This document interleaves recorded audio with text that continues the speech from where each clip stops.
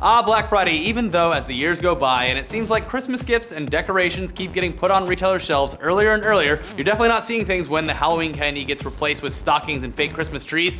There is still one focal point that always officially kicks off the holiday season, and it's called Black Friday.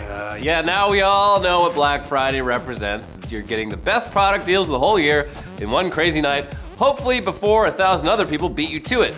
And they might beat you to it literally, with their fists. But that hasn't always been the case, and there's also a reason and tradition behind all the Black Friday mayhem. That's right, there's some history to this. Yeah.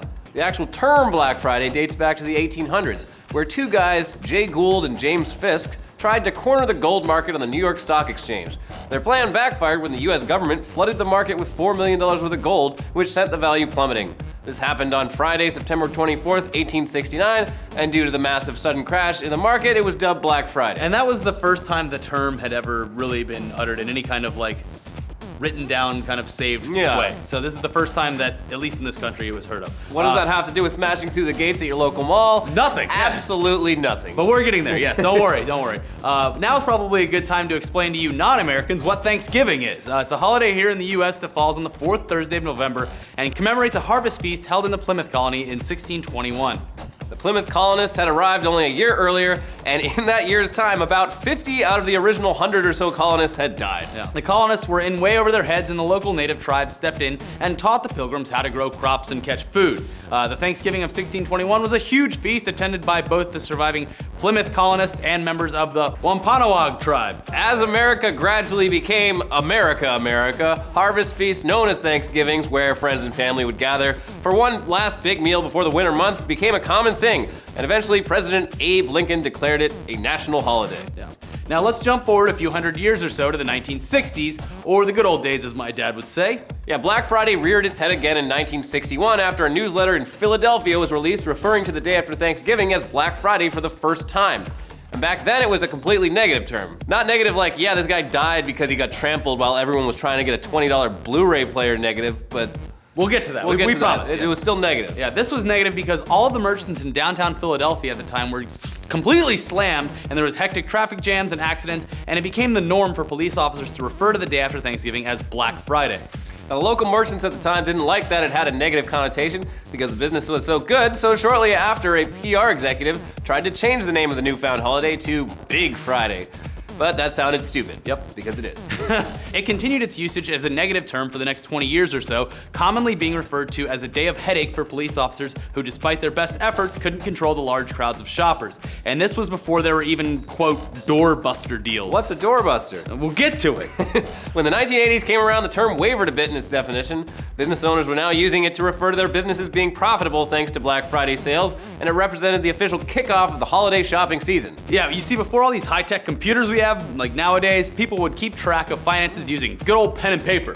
Sorry if we're losing anyone under 20 here. Back then, businesses would write down their losses with red ink, hence being in the red, and profits were written in black, aka being in the black. We're in the black. Yeah. So the term became a positive one for business owners as they could look forward to Black Friday as the time where their store would finally start to turn a profit thanks to the massive amount of consumers buying shit for Christmas. Yeah. Despite what a lot of people, including the news media, would have you believe, Black Friday didn't actually become the biggest shopping day of the year until 2003, when Black Friday was a term and concept that consumers were all well aware of, not just an industry term for the beginning of the holiday shopping season.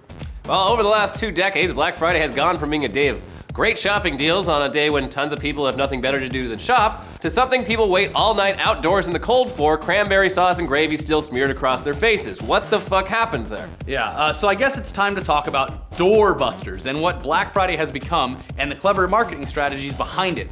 The term doorbuster comes from the fact that only the first people into the store are able to actually acquire the deal, aka busting through the door. It was meant to be figuratively. Yeah.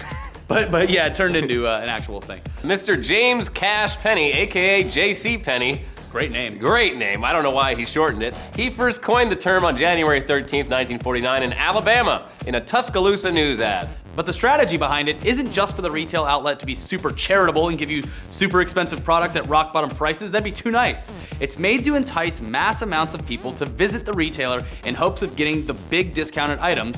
But once you're inside the store, their job's done. Yeah. They've done it. They've completed their marketing strategy. Oh, you worked hard to get in the store. Well, We got some other stuff we want you to buy. Yeah, the whole point of this is just to get you inside. There's usually very few of the doorbuster deals actually in stock, and their hope is that once you're inside, you'll purchase one of their other products, most of which either aren't marked down at all or are showing the highest allowed retail price with a percentage knocked off, making it look like you're getting a deal, but you're most likely paying you what you would normally. Yeah, Amazon is infamous for this shit year-round. Pretty much any product you look on Amazon is shown as a certain percentage off or marked down, but that's because they're showing literally the highest amount retail price that they're allowed to show. Usually you could find that product in any store for the same price, but I'll admit I enjoy Amazon for the convenience of just getting it shipped home. Sure. There are cheaper options that's sometimes available, but like they do take a lot of liberty with what they think the actual retail price is versus what they're giving you. That's business, baby. But where were we? Doorbusters. Yes, doorbusters are kind of what made Black Friday go from a relatively positive term in the 80s to a now infamous term.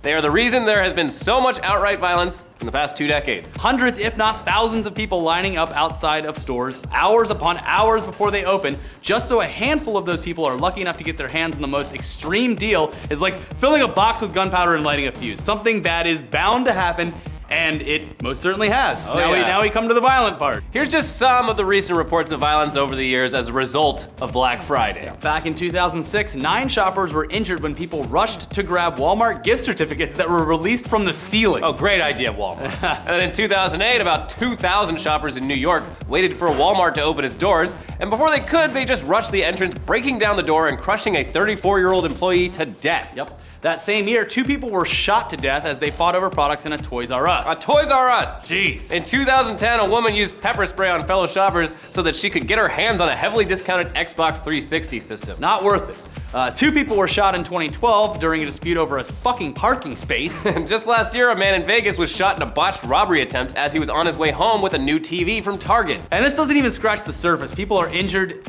every single year as they push and smash their way into stores and fight over limited goods. It's perhaps for this reason that retailers have ditched the whole day after Thanksgiving pretense of the whole thing and just started opening their Black Friday sales on Thanksgiving in the evening, and even sooner online in some cases. Yeah, I mean, at least that way they're dealing with people who just finished a day-long eating binge instead of a mob of people who've been slowly losing their minds waiting out on the sidewalk in the cold for like 12 hours for a half-price TV that they think God owes them. In doing so, retailers are destroying a holiday and tearing families apart. Wow, we sound like conservative assholes. Yeah. But this is America, we buy stuff. Yeah. You can't deal with that, just go back to fucking out. Russia. I right? actually really enjoy, for the past couple of years I've done all of it online, but last year I went to a place, I went to the mall at midnight and experienced the whole thing firsthand, and I had a fucking blast. I didn't really buy anything, but it was great being up at like 3 o'clock in the morning watching people lose their minds.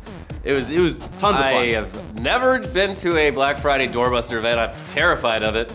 I don't like going to malls in general, and that just sounds like what I don't like about malls times 1,000. I usually go to a Walmart or Best Buy on Black Friday at like All the deals are gone though. Yeah, you can still find stuff. I'll usually buy like an Xbox 360 controller for like $20 off. Just like random little trinkets. You're not gonna get a TV, but they got stuff. All right, guys, let us know below any kind of crazy experiences you've had on Black Friday, and we're gonna throw a little fuel on the fire and probably do a roundup of all the best deals on our Tech Tuesday the week that comes out. So and then probably all the best riots and fights from this year's Black We'll Friday. scoop up all the videos of people getting trampled on from 2014 and throw them up online for you guys. Hopefully to check they're just mild injuries and not deaths like all the ones we listed. out. Yeah, Don't die over a TV. no, it's not a good idea to do that.